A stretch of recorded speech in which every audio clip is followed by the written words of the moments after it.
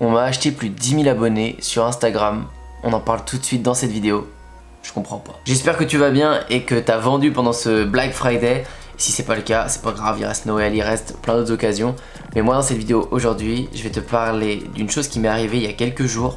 Je me suis réveillé un matin et j'avais déjà plus de 1000 ou 2000 abonnés en plus sur mon compte Instagram, c'est très bizarre. Avant de t'expliquer tout ça, comme d'habitude, n'oublie pas de liker, de t'abonner à la chaîne YouTube et de répondre à la question qui va être cachée dans la vidéo pour tenter de gagner un des cadeaux que je remets chaque mois. Bon, tu le sais, dans tout ce que tu fais, il y a des gens qui vont pas être d'accord avec ce que tu vas faire. Il y en a qui vont te critiquer, ce qu'on va appeler des haters.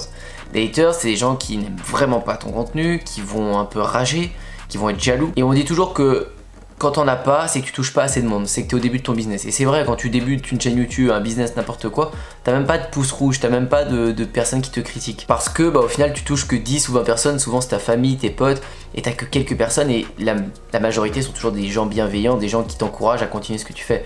On voit sous nos vidéos YouTube à chaque fois, t'as 96, 98 ou 99% de j'aime. Enfin, c'est très rare qu'il y ait moins de 50% de j'aime. Moi, ça m'est jamais arrivé sous une vidéo. Et c'est ce qu'on dit que t'as fait un bad buzz, quoi, que ça a pas fonctionné et que du coup les avis sont plutôt négatifs. Et souvent, quand tu fais un bad buzz, ça veut pas dire qu'il y a eu plein d'haters sur ta vidéo. Ça veut dire que ta vidéo était peut-être pas bonne ou que t'as touché un sujet sensible et que la majorité des gens ne sont pas d'accord avec toi en tout cas. Mais là on parle bien de haters sur cette histoire que je vais te raconter aujourd'hui. C'est vrai que sur mon business j'en ai pas beaucoup. Je vous dis qu'il faut en avoir si on touche beaucoup de gens. Je touche peut-être pas énormément de gens avec la chaîne de marketing, peut-être plus avec mon business Wassurf. C'est vrai que j'ai beaucoup plus de pouces rouges sur Wassurf.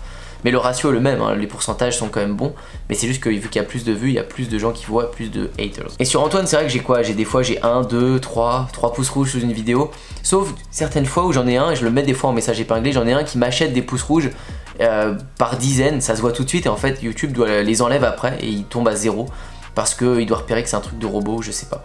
Mais enfin peu importe, j'en ai pas énormément, mais comme tout le monde j'en ai. Et il y en a un ces derniers temps, alors je suppose que c'est un hater, je vois pas pourquoi quelqu'un ferait ça, mais qui m'a acheté des abonnés sur mon compte Instagram. Vous pouvez acheter des abonnés hyper simplement à n'importe qui sur Instagram. Vous n'avez pas besoin de son compte, de son mot de passe, etc.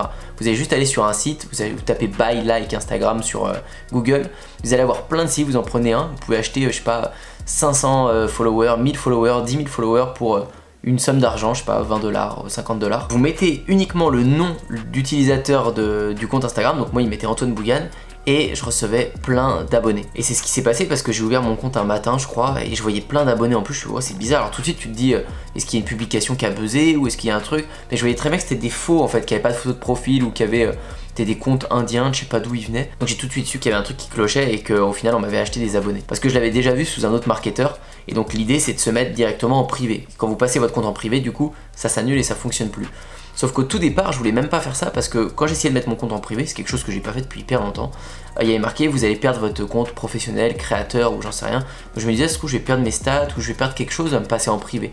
J'avais pas fait ça depuis au moins 3-4 ans, enfin à part quand j'ai démarré j'étais en compte Instagram personnel et après j'étais passé en truc professionnel, enfin c'est relié à ma page Facebook et tout ça. J'avais peur de tout dérégler, ça m'embêtait vraiment. Donc le temps que je me décidais de faire quelque chose, mes abonnés c'était à 28 000, quelque chose comme ça. Je disais mais c'est n'importe quoi, j'en avais 13 500. Mes abonnés ils montent tout doucement sur Instagram, c'est très dur de monter organiquement en contenu. Donc il y a les gens ici, vous de YouTube des fois qui venaient me voir sur Instagram, il y a des gens de TikTok qui viennent me voir sur Instagram. Mais Instagram en lui-même, je mets pas de contenu inédit quoi. Donc ça monte pas très vite. Donc là que ça monte à 28 000, je dis mais c'est n'importe quoi. Donc au bout de, je crois un jour, peut-être dans la journée, je me suis décidé à le passer après en compte personnel. J'ai enlevé mon compte professionnel, j'ai perdu mes statistiques etc. Mais c'était pas très grave au final, parce que vous pouvez repasser en compte professionnel après et puis voilà. Et ça a tout stoppé directement. Du coup je prenais plus d'abonnés et même dans les prochains jours après j'en ai pas pris.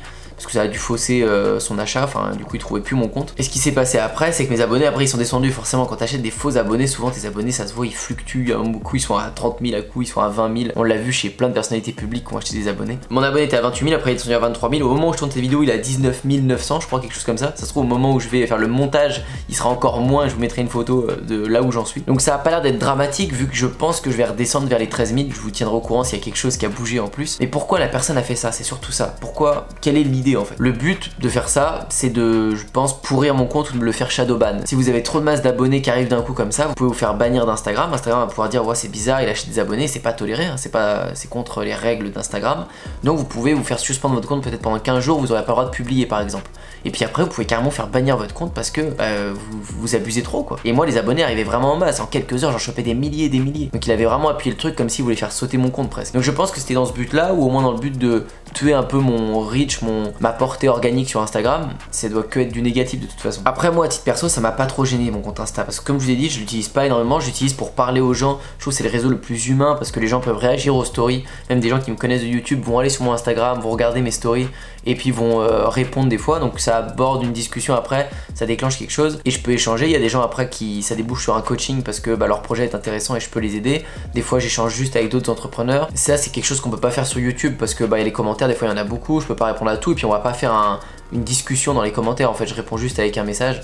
Donc Instagram est bien pour ça et j'ai pas vocation de faire des vidéos pour qu'elles marchent de plus en plus, pour qu'elles aient plus de portée. Alors que sur YouTube si, sur YouTube j'essaye de faire du contenu pour tout le monde, pour que ça plaise à tout le monde et que mon contenu soit diffusé au plus large public possible qui s'intéresse au business en ligne pour qu'ils comprennent qu'on peut faire des choses superbes dans ce domaine. Mais la morale de cette histoire au final c'est que faut pas se prendre la tête avec les haters. Ils vont toujours perdre une énergie énorme à vous faire chier, à vouloir vous embêter, à vouloir vous mettre du bâton dans les roues. Mais le meilleur moyen c'est vraiment de les ignorer sur tout ce que vous faites. Et quand je vous dis ça vous allez vous dire ouais mais Antoine t'es en train d'en parler en vidéo. Oui j'en parle en vidéo parce que c'est encore mieux d'en parler en vidéo ou d'être productif grâce à ça, parce que moi ça me permet de vous prévenir, de parler des haters, de parler de business en ligne. Du coup j'utilise leurs mauvaises actions pour en faire une bonne pour moi, pour faire du contenu sur YouTube. Et je trouve ça toujours cool de vous raconter tout ce qui se passe dans ma vie.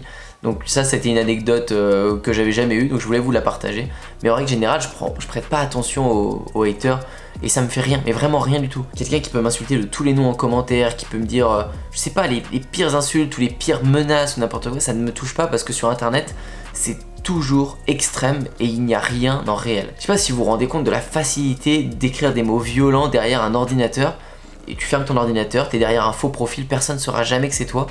Et juste, toi t'es pas bien dans ta peau, tu critiques facilement, hyper simplement. Parce que même moi, il y a des vidéos peut-être qui me dérangent sur YouTube, ou il y a peut-être du contenu sur Instagram que j'aime pas, j'en sais rien. Et j'irai jamais afficher ma haine sur ces posts-là. J'irai juste pas regarder en fait. C'est comme les gens qui pètent des plombs quand ils voient des pubs ou je sais pas.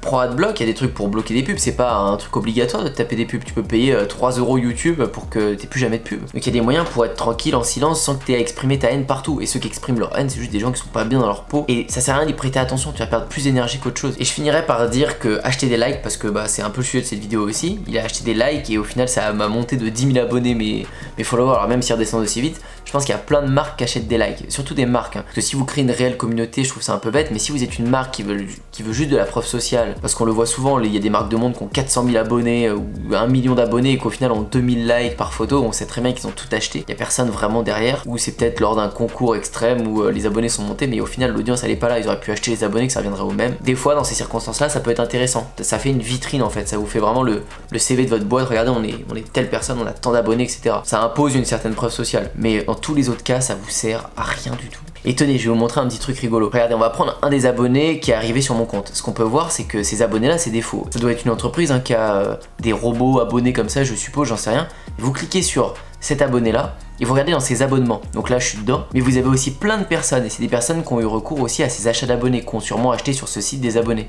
Et on peut voir qu'il y a des stars qui sont même certifiées, qui achètent des abonnés. Et qui ont ce genre d'abonnés indiens ou de je sais pas d'où ils viennent. Mais c'est rigolo, on voit que il y a plein de grosses marques, des personnalités publiques qui sont toujours à cette quête d'abonnés. Comme je vous l'ai dit juste avant, ça sert dans 99% des cas à rien. Juste pour vous, pour votre ego ou je sais pas. Et voilà pour cette vidéo. J'espère que cette anecdote elle vous aura plu. Pas beaucoup de conseils marketing cette fois, mais j'aime bien vous partager ça aussi. Dites-moi dans les commentaires, et c'est la question du jour, si vous avez déjà acheté des abonnés sur Instagram. Soyez sincères. Et moi je vous dis à très bientôt pour une prochaine.